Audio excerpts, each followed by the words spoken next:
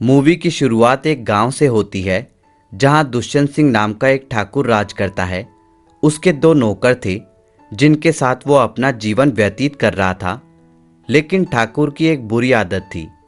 उसे गांव की जो भी औरत पसंद आ जाती तो वो उसे अपना बनाना चाहता था। वहीं दूसरी ओर किस्नू नाम के एक आदमी की शादी होते दिखाई जाती है। किस्नू कजरी को पाकर बहुत खुश था, क्योंकि कजरी जैसी लड़की आसपास के गांव में भी नहीं थी। कजरी की खूबसूरती की बात पूरे गांव में फैल जाती है, और जब ठाकुर को इस बारे में पता चलता है तो वो उसे अपना बनाने के लिए लार टपकाता है और फिर अपने खास आदमी भोजा को बुलाकर कजरी को फंसाने के काम में लगा देता है। अगले दिन भोजा कजरी को देखने के लिए किसी बहाने से किस्नू के पास जाता है, और जब कजरी को देखता है तो देखता ही रह जाता है।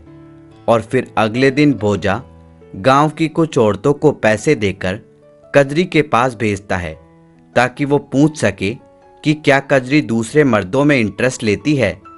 लेकिन यहाँ उल्टा ही होता है।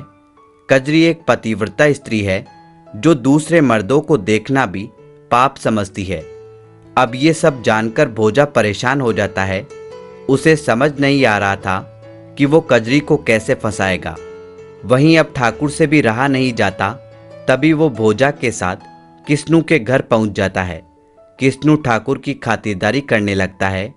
वहीं कुछ देर बाद ठाकुर को कजरी दिखाई देती है तो उसके भी तोते उड़ जाते हैं, और अगले ही दिन किस्नू को एक काम देकर दूसरे गांव भेज देता है। उसके जाने के बाद ठाकुर और भोजा कजरी के पास जाकर फ्लर्ट करने लगते हैं, तो कजरी उन पर गुस्सा करके उन्हें वापस घर जाने को बोलकर अंदर चली जाती है। ये देखकर ठाकुर और भोजा को अपने घर जाना पड़ता है। वहीं अगले दिन जब किस्नू घर पर नहीं होता, तभी ठाकुर भोजा के साथ वहां आकर कजरी को छेड़ने लगता है। यहाँ कजरी ठाकुर को धक्का देकर गिरा देती है, तो वो काफ़ी गुस्सा होता है। भोजा ठाकुर को समझाकर वापस घर ले जाता है।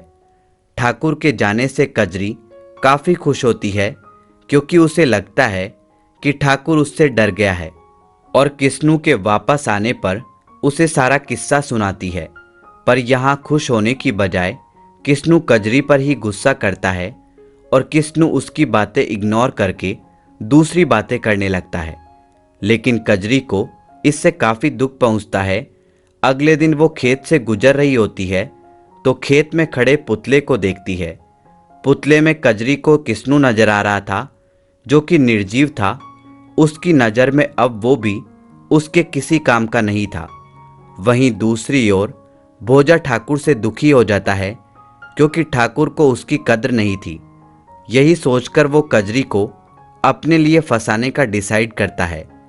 और फिर कुछ दिन के बाद भोजा किस्नू के घर जाकर उसकी गाय की डिलीवरी करा देता है, क्योंकि पूरे गांव में उसे ही ये काम करना आता था। यहाँ भोजा कजरी से भी बातें आगे बढ़ाता है। कजरी भी कुछ सोचकर आज रात उसे मिलने के लिए बुलाती है। रात को भोजा कजरी से मिलने पहुंच जाता है।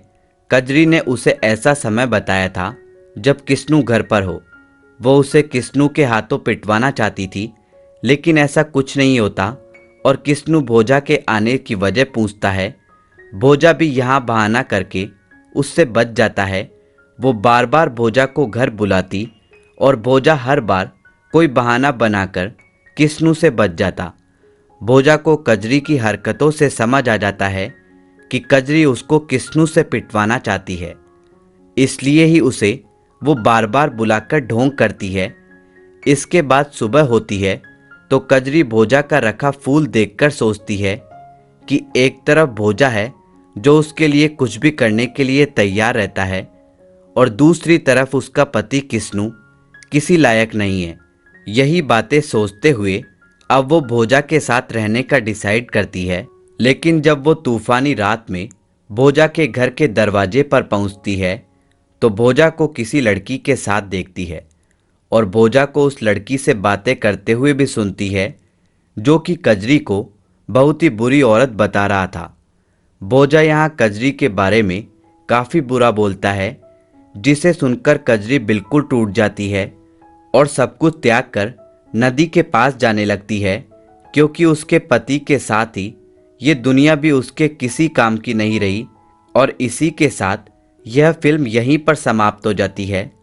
दोस्तों, इसी तरह की फिल्मों का हिंदी एक्सप्लेनेशन देखने के लिए हमारे YouTube चैनल हिंदी एज को अभी सब्सक्राइब करें और बेल आइकन का बटन दबा दें, जिससे आपको हमारे लेटेस्ट वीडियो के नोटिफिकेशन सबसे पहले मिल सके। धन्यवाद दोस्तों।